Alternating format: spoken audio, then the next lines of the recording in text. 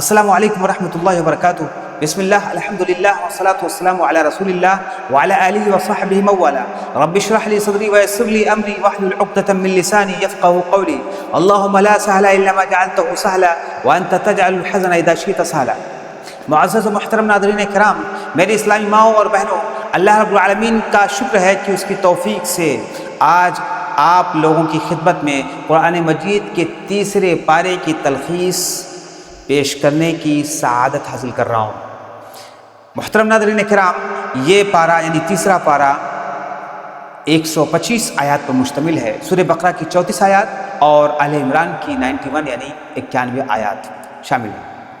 آیت نمبر 252 میں اللہ سبحانہ وتعالیٰ نے انبیاء کرام کی فضیلت کا تذکرہ کیا ہے کہ اس نے ایک نبی کو دوسرے نبی پر درجات میں فوقیت عطا فرمایا ہے، جیسے موسیٰ علیہ السلام کو کلیم اللہ، عیسیٰ علیہ السلام کو روح اللہ، ابراہیم علیہ السلام کو خلیل اللہ، اسماعیل علیہ السلام کو ذبیح اللہ بنایا، اور جناب محمد عربی صلی اللہ علیہ وسلم کو رحمت للعالمین کے خطاب سے ملقب کیا اور تمام نبیوں کا سردار بنایا۔ لیکن اسی فضیلت کی بنیاد پر ہم انبیاء کے مقام و مرتبے میں تفریق نہیں کر سکتے۔ کسی کو ہم ادنا یا کسی کو اعلیٰ تصور کریں، یہ شان نبوت کے مکمل طور پہ خلاف ہے۔ اسی لیے رسول اللہ صلی اللہ علیہ وسلم نے ارشاد فرمایا کہ آپ مجھے انبیاء کے درمیان فضیلت نہ دو، یہ بخاری کی روایت ہے۔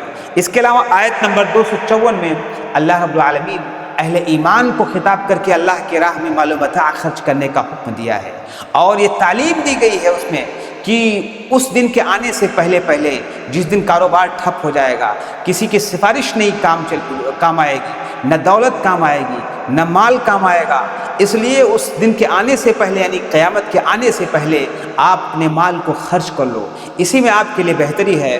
اس کے آگے آیت نمبر 255 میں اللہ رب العالمین آیت الکرسی کا تذکرہ کیا ہے، جس کے بارے میں رسول اللہ صلی اللہ علیہ وسلم نے ارشاد فرمایا آیت الکرسی قرآن مجید کی عظیم ترین آیت ہے۔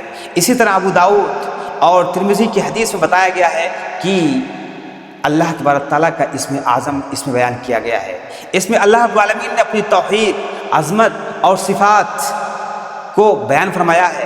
اگر کوئی انسان صرف آیت الکرسی کو اچھی طرح سمجھ جائے تو وہ اللہ رب العالمین کی معرفت اور اس کی توحید کو مکمل طور پہ سمجھ جائے گا اور شرک سے بچا رہے گا۔ ہر فرض نماز کے بعد اس کا پڑھنا یعنی آیت الکرسی کا پڑھنا مسنون ہے، اور رات کو سوتے وقت اس کے پڑھنے سے بندہ فرشتوں کی نگرانی میں رہتا ہے اور شیطان کے شر سے محفوظ رہتا ہے۔ آیت نمبر 256 میں طاغوت کے انکار کرنے کا حکم دیا گیا ہے۔ جو چیز حد بندگی سے نکل جائے یا حد کی بندگی سے نکلنے کا ذریعہ بنے اسے طاغوت کہتے ہیں۔ اہل لغت یعنی ڈکشنری والے اسی لفظ کی تشریح اس طرح کرتے ہیں کہ اللہ تبارک تعالیٰ سے سرکشی کرنے والی ہر ادا اور اللہ تبارک تعالیٰ کے علاوہ بنائے گئے معبودوں کو طاغوت کہتے ہیں۔ جب تک طاغوتی نظام کا انکار کر کے الہی نظام کو اپنایا نہیں جائے گا، ہمیں کا کوئی بھی بندہ مومن نہیں ہو سکتا۔ اور یہ تعلیم دی گئی کہ دین میں زبردستی نہیں ہے کہ کسی کو طاقت و قوت کے زور پر زبردستی دین میں داخل کیا جائے۔ یہاں پہ یہ نقطہ بھی واضح کر دینا بڑا ضروری سمجھ رہا ہوں کہ آج کے دور میں جس طرح سے ایک یلغار ہے مسلمانوں کے اوپر، اسلام کے اوپر، جس طرح سے کہ میڈیا یہ حرکت کر رہی ہے کہ اسلام مجبور کرتا ہے دوسروں کو کہ وہ اسلام دھرم کو قبول کریں، مسلمان لوگوں کو مجبور کرتا ہے، جبکہ صاف صاف اللہ رب العالمین نے قرآن میں کہہ دیا کہ لا اکراہ فی الدین قد تبین الرشد من الغی۔ اللہ رب العالمین نے بالکل صراحت کے ساتھ تذکرہ کر دیا کہ دین کے اندر کوئی زبردستی نہیں ہے، کوئی زور نہیں ہے، طاقت کی بنیاد پر، نہ مسل کی بنیاد پر آپ کسی کو زبردستی کر ہی نہیں سکتے کہ وہ اسلام کے اندر داخل ہو۔ اچھا، ایک نقطہ اور بھی یہاں پہ ظاہر کر دوں، واضح کر دوں کہ کچھ لوگ بالخصوص مسلمانوں کے اندر یہ چیز دیکھنے میں آتی ہے کہ جب کسی اللہ رب العالمین کی کسی حکم پر عمل نہیں کر پاتے ہیں، کچھ چیزیں ان سے چھوٹ جاتی ہیں، تو برجستہ اسی آیت کو کوٹ کر کے کہتے ہیں کہ اسلام میں کوئی زور اور زبردستی نہیں ہے، یعنی اسلام مسلمان ہے اور اسلام کے کسی حکم پر عمل کرنے کی جب باری آتی ہے، جب بات آتی ہے، تو برجستہ کہتے ہیں کہ لا اکراہ فی الدین۔ یہ انٹرپریٹیشن مکمل طور پہ غلط ہے۔ اگر کوئی اس طرح کا سوچتا ہے تو یہ غلط ہے۔ آپ اسلام میں داخل ہو جائیں، مکمل طور پہ داخل ہو جائیں، اور اسلام کی ایک ایک بات پر عمل کریں، یہ آپ کی ذمہ داری ہے، مسلمان کی ذمہ داری ہے۔ آگے آیت نمبر 258 سے لے کے 260 تک اللہ تبارک تعالیٰ کی ایک صفت کا ذکر کیا گیا ہے کہ مردوں کو کس طرح زندہ کرتا ہے اور کس طرح موت دیتا ہے۔ اس کے لیے چند واقعات کا بھی تذکرہ کیا گیا ہے۔ آیت نمبر 262 سے لے کے 274 تک انفاق فی سبیل اللہ یعنی اللہ کی راہ میں خرچ کرنے کے اصول و ضوابط اور احکام بیان کیے گئے ہیں۔ اللہ کی راہ میں خرچ کر کے احسان جتلا کر تکلیف نہیں دینا چاہیے۔ خرچ کرتے وقت نیکی اور خیر کی زبان استعمال کریں۔ اگر کوئی احسان جتلا کر تکلیف دے گا تو اس کا صدقہ و خیرات باطل ہو جاتا ہے۔ اسی طرح دکھاوے و ظاہرداری کے لیے خرچ سے بچنا چاہیے جس کا کوئی فائدہ نہیں۔ اسی طرح انفاق کا مقصد یعنی خرچ کرنے کا مقصد صرف رضا الہی ہوتا ہے، رضا الہی ہونا چاہیے۔ یعنی انسان جب وہ اللہ کے راستے میں خرچ کرے تو دکھاوا نہیں ہونا چاہیے، صرف اور صرف مقصد یہ ہونا چاہیے کہ اللہ رب العالمین ہمارے اس کام سے خوش ہو جائے۔ اسی طرح حلال اور پاک مال، خود کی کمائی ہوئی اپنا وہ مال جو آپ نے خود کمایا ہے اس کو خرچ کرنا چاہیے۔ حرام، خبیث، غصب، خیانت کا مال انفاق نہ کریں، خرچ نہ کریں۔ انفاق یعنی خرچ کی راہ میں شیطان حائل ہو کر فقر و فاقہ کشی سے ڈراتا ہے اور منکرات و فضول خرچی کی راہیں دکھاتا ہے۔ اس آیت کے اندر اس بات کا بھی تذکرہ ہے کہ شیطان آپ کو ڈرائے گا، فقیر ہو جائیں گے، غریب ہو جائیں گے، ایسا کیجیے ویسا کیجیے۔ اس لیے آپ مسلمان محترم ناظرین کرام ہمیں احتیاط کرنا چاہیے کہ شیطان کے اس قسم کے وسوسوں سے بچنا چاہیے۔ شیطان شر سے اپنی نیتوں کو پاک رکھو، شیطان کی شر سے اپنے آپ کو، اپنے نیتوں کو مکمل طور پہ پاک رکھو۔ یہی حکمت و دانائی ہے۔ جس کو حکمت مل گئی وہ گویا کہ وہ خیر کثیر پا گیا۔ صدقہ و خیرات ظاہری طور پر بھی دینا جائز ہے، دیا جا سکتا ہے، لیکن خاموش اور چھپا کے دینا بہتر ہے۔ دونوں حالتوں کو اللہ خوب جانتا ہے۔ اور اس کے علاوہ صدقہ دیتے وقت لوگوں کی صورتوں کا خیال نہ کیا جائے۔ آج کے زمانے میں، آج کے دور میں لوگوں کی تصویر دیکھ کے یعنی شکل و صورت دیکھ کے صدقہ دیتے ہیں کہ یہ تو ہمارے پارٹی کا ہے، یہ تو ہمارے گروپ کا ہے۔ اور صدقہ دینے کے بعد ایک قسم کا احسان ہوتا ہے کہ جب بھی ہم کوئی کام کہیں گے اس سے کرنے کے لیے آرام سے آ کے کریں۔ اس لیے معزز ناظرین کرام، صدقہ دیتے وقت لوگوں کی صورتوں کا خیال نہ کیا جائے، بلکہ مسکین کو تلاش کر کے صدقہ دو، کیونکہ مسکین اپنی ضرورت کسی کے سامنے پیش نہیں کرتا۔ رات اور دن انفاق کرنے والے کے لیے بہت اجر ہے اور انہیں نہ خوف ہے نہ کوئی غم ہے۔ اللہ رب العالمین ان خرچ کرنے والوں کے بارے میں کہتا ہے کہ رات دن خرچ کرنے والوں کے لیے کوئی غم نہیں، کوئی خوف نہیں۔ اس کے علاوہ آیت نمبر 275 سے لے کر 281 میں سود خوروں کی مذمت اور برائی بیان کی گئی ہے کہ وہ آصف زدہ ہیں کیونکہ انہوں نے سود کو تجارت کا نام دے رکھا ہے، حالانکہ سود تجارت نہیں ہے۔ جو اللہ کی اس تنبیہ سے ڈر جائے تو ٹھیک ہے، ورنہ اس کا انجام جہنم کی آگ ہے۔ اللہ تبارک تعالیٰ سود کو ملیہ میٹ اور نقصان زدہ کر دیتا ہے اور صدقات سے برکتیں نازل کرتا ہے اور اضافہ فرماتا ہے۔ پھر حکم دیا گیا کہ سودی معاملات سے باز آ جائیں، ورنہ یہ اعلان جنگ ہے اللہ اور اس کے رسول کے خلاف۔ پھر اہل ایمان کو تعلیم دی گئی ہے کہ نماز کو قائم کریں اور زکوٰۃ ادا کریں، ایسے لوگوں کے لیے بڑا اجر ہے اور ان کے لیے نہ غم ہے نہ حزن و ملال ہے۔ پھر یوم آخرت سے ڈرایا گیا ہے کہ وہاں پر ہر ایک کو مکمل بدلہ دیا جائے گا، کسی کے اوپر کسی بھی قسم کا ظلم نہیں کیا جائے گا۔ اس کے آگے آیت نمبر 282 سے لے کے 283 تک قرض کے جو معاملات، لین دین کے جو معاملات ہوتے ہیں اس کے بارے میں اس کے اصول بیان کیے گئے ہیں۔ اس کے علاوہ جیسے کہ میں نے تذکرہ کیا 282 سے لے کے 283 تک قرضی معاملات اور لین دین کے اصول بیان کیے گئے ہیں کہ آپ جب کسی سے لین دین کریں، قرض لیں تو کیسے اس کو رائٹ ڈاؤن کر لیں، کہیں پہ اپنی مینٹین کر لیں اپنا جو نظام ہے، آپ کا سسٹم ہے۔ کہیں ایسا نہ ہو کہ آپ غلط ہو جائیں، آپ نے کسی کو ادھار دیا اور وہ انکار کر دینے سے تو دقت ہو جائے گی۔ تو اصول اور ضابطے وہاں پہ بیان کیے گئے ہیں۔ اس کے علاوہ آیت نمبر 285 سے لے کے 286 کے بیچ میں مومنوں کے ایمان کی کیفیت اور ان کی دعائیں بیان کی گئی ہیں، اور خصوصی تعلیم یہ دی گئی ہے کہ کسی بھی نفس کو اللہ رب العالمین طاقت سے زیادہ مکلف نہیں کرتا ہے۔ ان دونوں آیتوں کی بڑی فضیلت ہے۔ رسول اللہ صلی اللہ علیہ وسلم کا ارشاد ہے، جو شخص سورۃ البقرہ کی آخری 2 آیتیں رات کو پڑھ لے تو وہ اس کے لیے کافی ہوں گی۔ یہ بخاری کی حدیث ہے۔ اور رسول اللہ صلی اللہ علیہ وسلم نے ارشاد فرمایا، جب بندوں نے یہ دعا کی تو اللہ تبارک تعالیٰ نے فرمایا میں نے قبول فرمایا۔ یہ سورہ بقرہ کی آخری 2 آیتیں ہیں جس کی اللہ کے رسول صلی اللہ علیہ وسلم نے فضیلت بتائی ہے، اس لیے ہمیں ان ساری چیزوں کا اہتمام کرنا چاہیے۔ اب یہاں سے سورہ آل عمران کا آغاز ہوتا ہے۔ اس سورت کا نام اسی لیے آل عمران ہے کہ اس میں خاندان عمران کے برگزیدہ اشخاص زکریہ، یحییٰ، مریم اور عیسیٰ علیہم السلام کا تذکرہ کیا گیا ہے، اور ان کی والدہ کا تذکرہ کیا گیا ہے، تفصیل سے بیان کیا گیا ہے۔ اس سورت کی فضیلت میں رسول اللہ صلی اللہ علیہ وسلم نے ارشاد فرمایا، سورۃ البقرہ اور سورہ آل عمران سیکھو، خوشنما پودے ہیں جو قیامت کے دن اپنے پڑھنے والوں پر بادل کی طرح سایہ کیے ہوئے ہوں گے۔ رسول اللہ صلی اللہ علیہ وسلم نے ان دونوں صورتوں کی مثال بیان کی ہے کہ گویا کہ وہ بادل ہوں گے یا گھنے سائے یا سب باندھے چڑیوں کی 2 جماعت ہوں گے جو ان کے پڑھنے والے کی طرف دفاع کریں گے۔ یہ مسلم کی روایت ہے۔ اس کے علاوہ آیت نمبر 2 سے لے کے 4 میں اللہ تبارک و تعالیٰ نے توحید اور اس کے اسم اعظم کا تذکرہ کیا ہے، پھر فرمایا ہے کہ اللہ تبارک تعالیٰ نے اس سے پہلے تورات اور انجیل کو حق و صداقت کے ساتھ نازل کیا، پھر فرقان کو نازل فرمایا۔ اب جو لوگ اس فرقان کا انکار کریں گے انہیں سخت قسم کا عذاب ہوگا۔ فرقان قرآن مجید کا دوسرا نام ہے جس کے معنی ہوتے ہیں حق و باطل میں فرق کرنے والی کتاب۔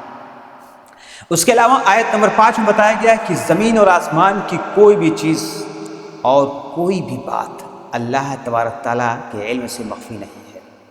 اس کے علاوہ آیت نمبر 7 سے لے کے 9 میں بتایا گیا ہے کہ اللہ تبارک تعالیٰ نے اپنی کتاب میں محکم و متشابہ آیتوں کا ذکر کیا ہے۔ اہل ایمان جو مضبوط علم والے لوگ ہیں دونوں پر ایمان رکھتے ہیں، یعنی جو محکم آیات ہیں اور متشابہ آیات ہیں۔ متشابہات کی تعویل نہیں کرتے ہیں یہ لوگ، اور ہمیشہ گمراہی سے نجات طلب کرتے ہیں اور ہدایت طلب کرتے ہیں، یعنی ہدایت کے طلبگار ہوتے ہیں۔ کون لوگ؟ جن کے پاس ٹھوس علم ہوتا ہے، مضبوط علم ہوتا ہے، اور اپنے رب سے دعائیں مانگتے رہتے ہیں، کیونکہ متشابہات کی تعویل سوائے اللہ تبارک تعالیٰ کی کوئی بھی نہیں جانتا ہے۔ اسی میں بہت سارے لوگ گمراہ ہو جاتے ہیں۔ آیت نمبر 13 میں جنگ بدر کی ایک کیفیت بیان کی گئی ہے جس میں اہل ایمان جہاد کی نیت سے نکلے اور کافر بھی دوہری تعداد میں نکلے، لیکن اللہ تبارک تعالیٰ نے اہل ایمان کی مدد فرمائی کیونکہ وہ جس کی چاہے مدد فرماتا ہے۔ آپ غزوہ بدر کی پوری کہانی پڑھ سکتے ہیں کہ مسلمانوں کی کیا تعداد ہوتی ہے اور کافروں کی، اللہ کا انکار کرنے والوں کی کیا تعداد ہوتی ہے۔ اللہ رب العالمین نے کیسے مسلمانوں کو عزت دی، کیسے اللہ رب العالمین نے مسلمانوں کو وہاں پہ فتح نصیب کیا، اور جو اللہ کے انکار کرنے والے، شرک کرنے والے تھے، اللہ رب العالمین نے ان کو ذلیل کیا۔ آیت نمبر 14 سے لے کے 17 میں دنیاوی زندگی کے مال و اسباب کی تفصیل بیان کی گئی ہے، لیکن اللہ کے پاس اس سے بھی زیادہ بہترین چیزیں عطا کی جانے والی ہیں۔ یعنی دنیا کے اندر جو بھی آپ سوچیں دا بیسٹ ہے، سب سے اچھی چیز ہے، ہمارے لیے بڑی امپورٹنٹ چیز ہے، تو اس چیز کو اللہ رب العالمین نے کہا ہے کہ اللہ کے پاس جو چیز موجود ہے خیر و ابقا، بہتر ہے، دا بیسٹ ہے اور باقی رہنے والی چیز ہے۔ اس کے علاوہ آیت نمبر 18 میں بتایا گیا ہے کہ اللہ رب العالمین کے سوا کوئی بندگی کے لائق نہیں ہے، اس پر اللہ گواہ ہے، فرشتے گواہ ہیں، اور وہ علماء کرام جن کا علم مضبوط ہے، یہ سارے کے سارے لوگ گواہ ہیں۔ اس کے علاوہ آیت نمبر 26 اور 27 میں توحید الہی کا تذکرہ ہے کہ وہی اللہ ہے جسے چاہے حکومت اور سلطنت دیتا ہے، وہی ہے جسے چاہے اقتدار سے محروم کر دیتا ہے، وہی ہے جسے چاہے عزت دے، جسے چاہے ذلیل و خوار کر دے، ساری بھلائیاں اسی کے اختیار میں ہیں۔ وہی ہے جو دن میں رات اور رات میں دن کو نکالنے پر قادر ہے، وہی ہے جو مردوں کو زندہ کر دیتا ہے اور زندوں کو مردہ کر دیتا ہے، جسے چاہتا ہے بے حساب روزی دیتا ہے، آپ دنیا کے اندر دیکھ سکتے ہیں۔ اس کے علاوہ آیت نمبر 28 میں اہل ایمان کو اس بات کی تلقین کی گئی ہے کہ وہ مؤمنین کو چھوڑ کر، مسلمانوں کو چھوڑ کر کسی بھی اللہ کا انکار کرنے والے کو اپنا ہمنوا، ہمراز، دوست، فرینڈ نہ بنائیں۔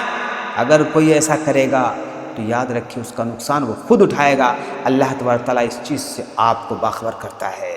یہ بڑی امپورٹنٹ بات ہے، بڑی امپورٹنٹ بات ہے محترم ناظرین کرام، کہ آپ پہلے اپنے بھائیوں کو دوست بنائیے، آپ کے اپنے ساتھیوں کو، جو مسلمان ساتھی ہیں، جو مؤمن ہیں، اللہ رب العالمین پر ایمان رکھنے والے کو اپنا دوست اور ساتھی بنائیے۔ اللہ رب العالمین نے برجستہ بہت صاف لفظوں میں کہا ہے کہ آپ ان لوگوں کو جو اللہ کا انکار کرتے ہیں، اللہ کے ساتھ شرک کرتے ہیں، ان کو کبھی بھی اپنا ہمراز مت بنائیے۔ اس کے علاوہ آیت نمبر 31 سے لے کر 32 میں محبت الہی کی کیفیت بیان کی گئی ہے، اور نبی صلی اللہ علیہ وسلم کو حکم دیا گیا ہے کہ لوگوں سے کہو کہ اگر تم اللہ کی نظر میں محبوب بننا چاہتے ہو تو میری پیروی کرو، تو اللہ تم سے محبت کرے گا اور تمہارے گناہوں کو معاف فرمائے گا، اور اللہ اس کے رسول کی اطاعت و فرما برداری کر لو، ورنہ کافر ہو جاؤ گے، انکار کرنے والا ہو جاؤ گے۔ محبت رسول دعویٰ کا نام نہیں، بلکہ نبی کے اسوہ پر، نبی کے آئیڈیل پر، نبی کو اپنی زندگی کا آئیڈیل بنانا ہے، نبی صلی اللہ علیہ وسلم کے بتائے ہوئے طریقوں پر چلنے کا نام ہے۔ اسی لیے رسول اللہ صلی اللہ علیہ وسلم نے ارشاد فرمایا، کل امتی یدخلون الجنۃ الا من ابی، جو میری سنت سے محبت کرتا ہے وہ میرا محبوب ہے، اور جو میرا محبوب ہوگا وہ جنت میں میرے ساتھ رہے گا۔ ایک اور حدیث میں فرمایا گیا کہ ساری امت جنت میں جائے گی مگر وہ جس نے نافرمانی کیا۔ صحابہ نے پوچھا، یا رسول اللہ کیا آپ کا بھی کوئی نافرمان ہوگا؟ فرمایا ہاں، جس نے میری اطاعت کی وہ جنت میں جائے گا، جس نے میری سنت کا انکار کیا وہ نافرمان ہے، وہ جہنم رسید ہوگا۔ کل امتی یدخلون الجنۃ الا من ابی، قیل من ابی قال من اطاعنی دخل الجنہ ومن عصانی فقط ابی۔ یہ شاید مجھے یاد آ رہی ہے حدیث، ایسے ہی کچھ ہے۔ آیت نمبر 33 سے لے کر 60 تک خاندان آل عمران کا تذکرہ کیا گیا ہے۔ اس کے علاوہ آیت نمبر 61 میں اہل کتاب کو مباہلے کی دعوت دی گئی ہے۔ مباہلہ ایک ٹرم ہے، اس کو آپ لوگ جانیے کیا چیز ہے، اور تھوڑا اس بارے میں ریسرچ کیجئے، تھوڑا پڑھنے کی کوشش کیے کہ دعوت دی گئی، مباہلے کی دعوت دی گئی کہ عیسیٰ کے بارے میں جو بھی حقائق ہیں اس پر مباہلہ کیا جائے۔ آیت نمبر 64 میں اہل کتاب کو دعوت توحید کی حمایت کی جانب بلایا گیا ہے جس کے وہ خود مکلف تھے۔ آیت نمبر 70 اور 71 میں اہل کتاب سے سوال کیا گیا ہے کہ وہ جانتے بوجھتے اللہ کے ساتھ کیوں کفر کر رہے ہیں، اور حق و باطل کا لبادہ کیوں اڑھا رہے ہیں، اور حق کو کیوں چھپا رہے ہیں۔ حق یہی ہے کہ ابراہیم علیہ السلام نہ یہودی تھے اور نہ نصرانی، وہ تو پکے اور سچے مسلمان تھے۔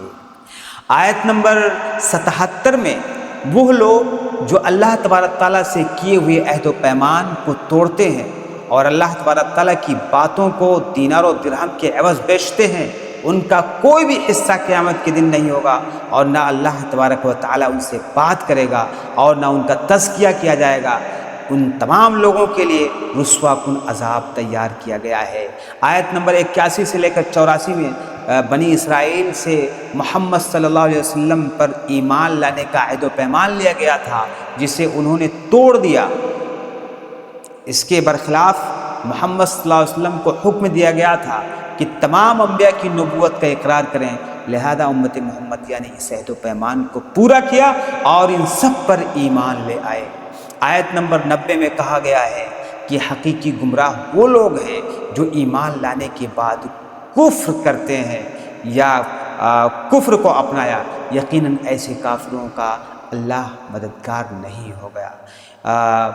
محترم ناظرین کرام، یہاں تیسرے پارے کی تلخیص ختم ہوتی ہے۔ اللہ رب العالمین ہم تمام حضرات کو اس پر عمل کرنے کی توفیق دے۔